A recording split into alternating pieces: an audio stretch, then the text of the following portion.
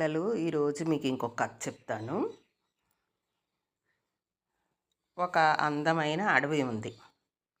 ఆ అడవిలో ఒక పెద్ద వటవృక్షం. ఆ వటవృక్షం కింద ఒక తపస్సు చేసుకుంటున్నాడు ఒక మహర్షి. కళ్ళు మూసుకుని ధ్యానం చేసుకుంటూ తపస్సు చేసుకుంటూ ఉన్నాడు. ఆయన పేరెవరో తెలుసా మీకు? ఆయన విభండక మహర్షి. మీరు ఈ పేరు గుర్తుంచుకోవాలి. రామాయణంలో ఉన్న మహర్షులు వీళ్ళు. రామాయణాన్ని రాముణ్ణి అంతా నడిపించిన వాళ్ళు మహర్షులు.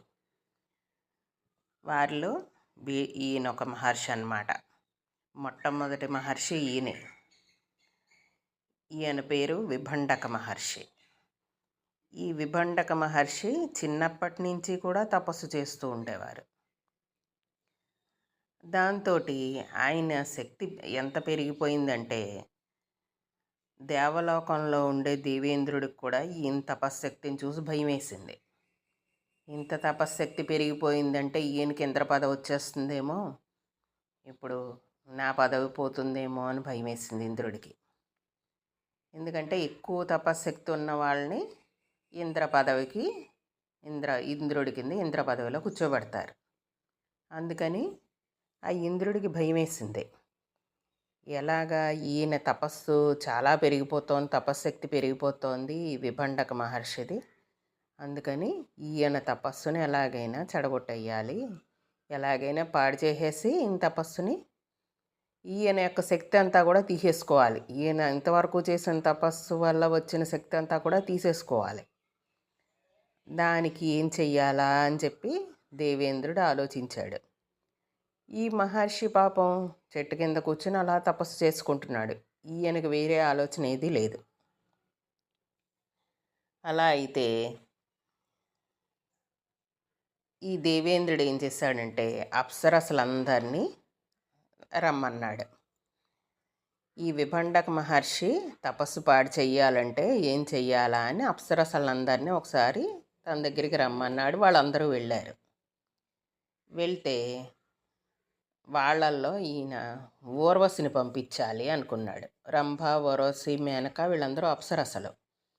వీళ్ళని ఏం చేస్తాడంటే దేవేంద్రుడు ఎప్పుడన్నా ఎవరన్నా తపస్సు బాగా చేసి వాళ్ళ శక్తి పెరిగిపోతోంది అంటే వాళ్ళ దగ్గరికి పంపిస్తాడు. వీళ్ళు వెళ్ళి ఆటలాడి పాటలు పాడి ఆ మహర్షుల యొక్క తపశ్శక్తిని వీళ్ళు తీసేసుకుంటూ ఉంటారు.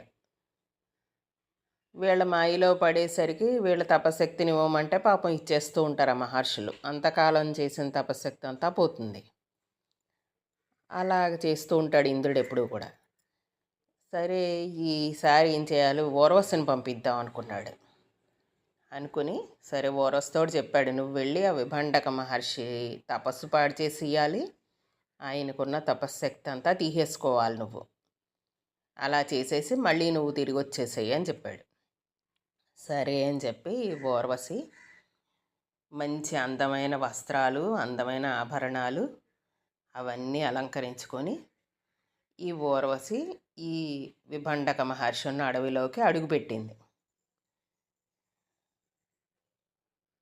ఎందుకు? ఈ విభండకుడి యొక్క తపస్సుని చెడగొట్టే ఉద్దేశంతో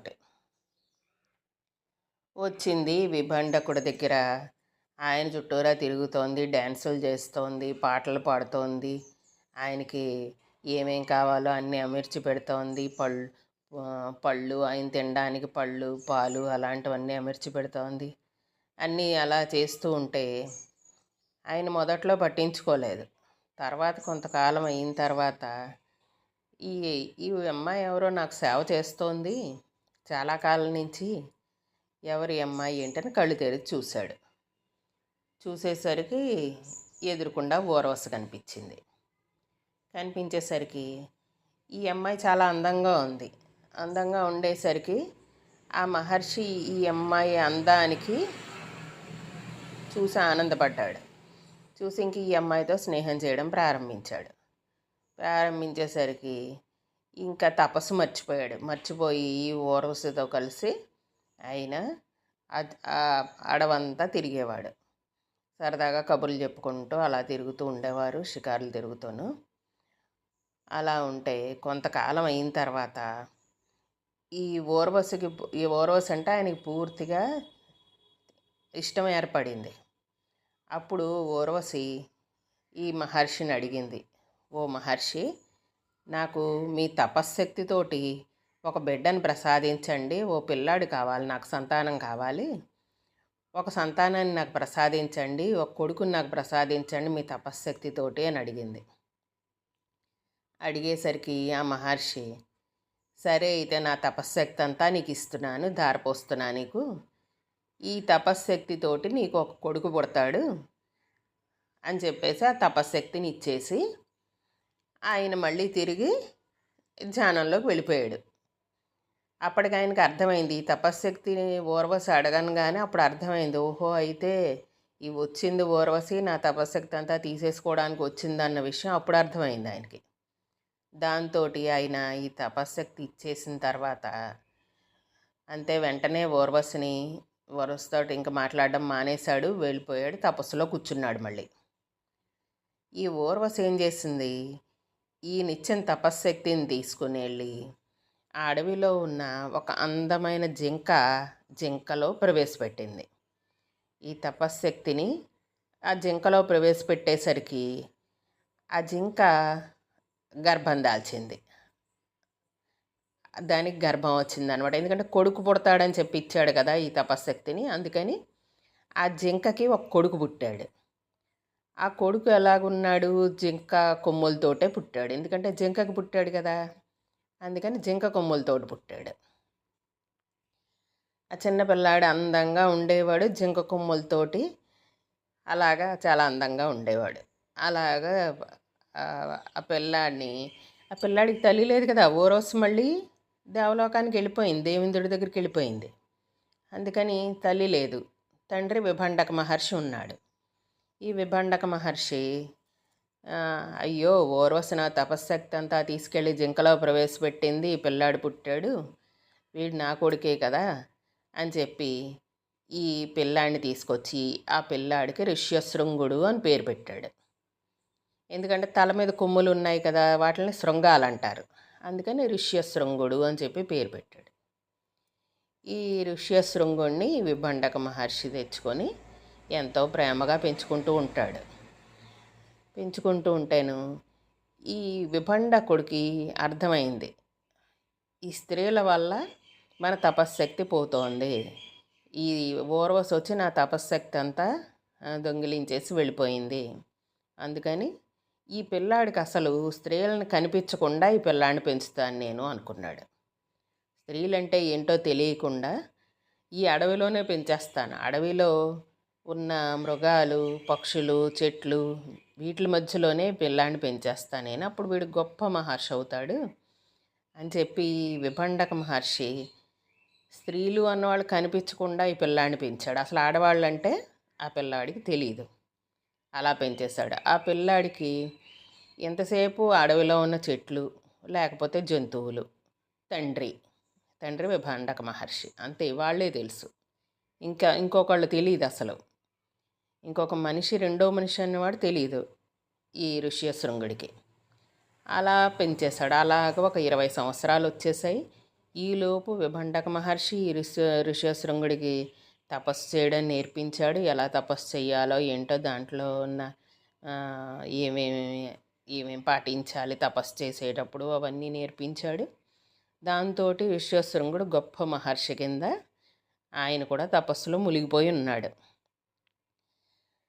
అలా తపస్సు చేసుకుంటున్నాడు. రోజు మళ్ళీ కాసేపు, ఇంకా చిన్న వయసు కదా, అందుకని కాసేపు ఆ జంతువులతోటి వాటితోటి ఆడుకుంటూ ఉండేవాడు. అడవిలో ఉన్న జంతువులన్నీ కూడా ఇతన్ని ప్రేమగా పెంచుతూ ఉండేవి. ఆ జంతువులన్నీ కూడా ఇతను తల్లిలాగా పెంచేస్తూ ఉండేవన్నమాట. ఎందుకంటే ఇతను జింక కొమ్ములతో ఉన్నాడు కదా, అందుకని ఇతన్ను కూడా వాటి ఫ్రెండ్ అనుకునేవి. అలా అనుకుంటే ఇతను వాటితో కలిసి స్నేహంగా ఉండేవాడు. అలాగా కొన్ని రోజులు గడిచిన తర్వాత ఈ అంగరాజ్యం అని ఒక రాజ్యం ఉంది. ఆ రాజ్యానికి రాజు రామపాదుడు. ఈ రామపాదుడు ఉన్న రాజ్యం, పాలించే రాజ్యంలోనూ ఒకసారి వానలు కురవడం మానేశాయి. వానలు కురవడం మానేసరికి భూములన్నీ ఎండిపోయాయి, పంటలు పండడం మానేసాయి.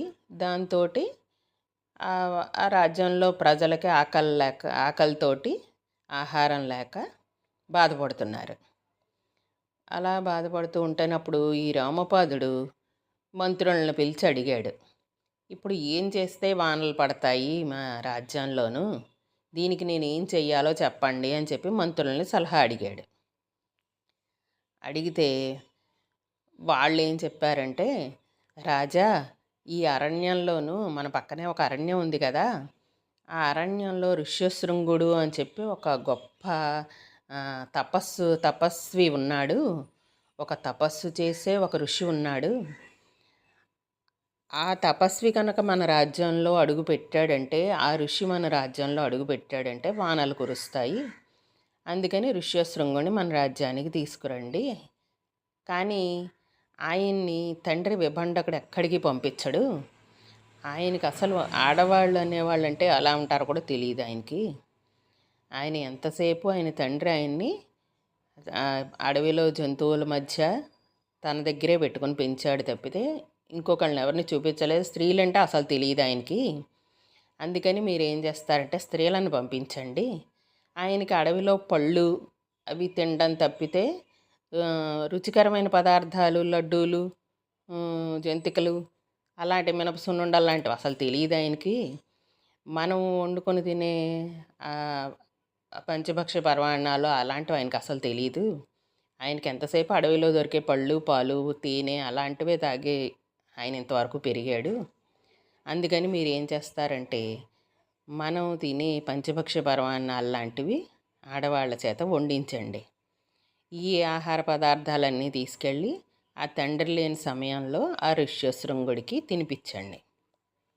తినిపిస్తే ఆయనకి స్త్రీలు కొత్త, ఈ ఆహార పదార్థాలు కొత్త కనుక ఆయన వీటిని చూసి ఇదేదో కొత్తగా ఉంది అని చెప్పి ఇది ఏంటా అని చెప్పి తెలుసుకోవాలనే కుతూహలం ఉంటుంది కదా ఒక కొత్త విషయం తెలిసేసరికి. అందుకని ఈ ఆడవాళ్ళని చూసి వీళ్ళేదో కొత్తగా ఉన్నారే అనుకుంటాడు. ఈ ఆహార పదార్థాలను చూసి ఇదేదో రుచిగా ఉన్నాయి అనుకుంటాడు. అందుకని ఆడవాళ్ళని పంపించండి, పంచభక్ష పరమాన్నాలు తయారు చేసి వాళ్ళు తీసుకొని వెళ్ళి ఆ ఋష్యశృంగుడికి తినిపించమనండి. అప్పుడు మాతో పాటు మా రాజ్యానికి రా, నీకు ఇంకా చాలా వింతలు ఉన్నాయి మా రాజ్యంలో చూపిస్తామని చెప్పండి. చెప్తే ఋష్యశృంగుడు వాళ్ళ వెనకాల వచ్చేస్తాడు అని చెప్పారు మంత్రులు. రాజుకి సలహా చెప్పారు. సరే, రాజు వెంటనే అందమైన ఆడవాళ్ళని పిలిపించాడు. నర్తకీమణులు అన్నమాట. అంటే వాళ్ళకి డ్యాన్స్ వచ్చు, చక్కగా మాట్లాడగలరు, అందంగా ఉంటారు. అలాంటి ఆడవాళ్ళని పిలిపించి మీరందరూ వెళ్ళండి, ఆ అడవి లోపల ఒక చిన్న కుటీరం ఏర్పాటు చేసుకుని అక్కడ రుచికరమైన ఆహార పదార్థాలన్నీ తయారు చేయండి.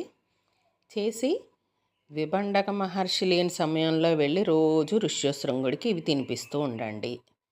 మీరు అతని ఎదురుకుండా నాట్యం చెయ్యండి, పాటలు పాడండి, అతనితోటి కబుర్లు చెప్పండి. మీ ఆటపాటలకి అతను ఆనందపడి మీతో స్నేహం చెయ్యాలి అతను. అలా చెయ్యండి అని చెప్పి రాజు ఆజ్ఞాపించాడు. సరే, ఈ స్త్రీలందరూ ఆ అడవికి వెళ్ళి అక్కడ ఒక పర్ణశాల ఏర్పాటు చేసుకున్నారు. అక్కడ రుచికరమైన ఆహార పదార్థాలన్నీ తయారు చేశారు. తీసుకెళ్ళి ఈ ఋష్యశృంగుడికి వాళ్ళ నాన్నగారు రోజు స్నానానికి నదికి వెళ్ళేవారు. ఆ నదికి వెళ్ళిన సమయం చూసుకుని వీళ్ళు ఈ ఆహార పదార్థాలను తీసుకుని వెళ్ళి ఋష్యశృంగుడి దగ్గరికి వెళ్ళేసరికి మొదటిసారి వీళ్ళని చూడంగానే ఋష్యశృంగుడికి వీళ్ళు ఏమిటో విచిత్రంగా, వీళ్ళు కూడా ఏదో కొత్త రకం జంతువులు అనుకున్నాడు ఆయన. ఆడవాళ్ళని చూడలేదు ఆయన ఎప్పుడూను. అందుకని వీళ్ళేంటి, ఈ చీరలు అవి కట్టుకోవడం ఏంటి, జడ వేసుకోవడం ఏంటి, తలలో పూలు పెట్టుకోవడం ఏంటి, ఇవన్నీ ఏవో విచిత్రంగా కనిపించాయి. దాంతో స్త్రీలని విచిత్రంగా చూసేవాడు. ఆ ఆహార పదార్థాలు తినడానికి ఇచ్చేసరికి అవి కూడా పళ్ళు అనుకున్నాడు ఆయన. లడ్డు ఇస్తే ఇదేదో గుండ్రంగా ఉన్న పండు అనుకున్నాడు ఆయన. అలాగా వీళ్ళు పెట్టిన ఆహార పదార్థాలు కూడా అవేవో పళ్ళు అనుకుని అవి తినేవాడు. అలా రోజు వీళ్ళు ఆయన విభండక మహర్షి స్నానానికి వెళ్ళేటప్పుడు వీళ్ళు వెళ్ళి ఇవి ఇలా పెడుతూ ఉంటే ఆయనకి వీళ్ళతోటి స్నేహం ఏర్పడింది. స్నేహం ఏర్పడేసరికి కొన్నాళ్ళు అయిన తర్వాత ఈ స్త్రీలు ఆ ఋష్యశృంగుణ్ణి మీరు మాతోటి వస్తారా మా రాజ్యానికి, మా రాజ్యంలో ఇంకా చాలా వింతలు ఉన్నాయి, అవన్నీ మీకు చూపిస్తాము అని అడిగారు. అంటే సరే వస్తానన్నాడు. వస్తానని మరి వాళ్ళ నాన్నగారికి చెప్పకుండా మరి వెళ్ళిపోతే ఎలాగా అని ఆలోచించాడు. కానీ ఈ స్త్రీలు, ఈ ఆహార పదార్థాలు అతన్ని ఆకర్షించాయి. అందుకని ఒకసారి అంగరాజ్యానికి వెళ్ళి అక్కడ వింతలన్నీ చూడాలనుకున్నాడు. అనుకుని ఋష్యశృంగుడు ఆ ఆడవాళ్ళ వెనకాల అడవిని విడిచిపెట్టి అంగరాజ్యానిలోకి ప్రవేశించాడు. అంగరాజ్యానికి వెళ్ళాడు. ఇతను అంగరాజ్యంలోకి అడుగు పెట్టనగానే అంగరాజ్యం అంతా మబ్బులతోటి నిండిపోయింది. చక్కగా వానలు కురిసేసాయి.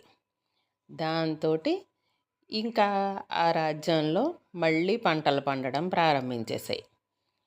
ఈ ఋష్యశృంగుణ్ణి ఆ అంగరాజ్యం రాజు ఉన్నారు కదా, ఆయన తన దగ్గర అట్టే పెట్టుకున్నారు. తన రాజ్యంలో ఉండమని చెప్పి తన రాజభవనంలో అట్టే పెట్టుకుని ఆయనకి రాజమర్యాదలన్నీ చేస్తూ ఉండేవారు. ఆయన్ని ఎంతో గౌరవంగా ఈ ఋష్యశృంగుని చూసుకుంటూ ఉండేవారు. చూసుకుంటూ ఉంటే ఆ రాజ్యంలో వానలు చక్కగా పడ్డాయి.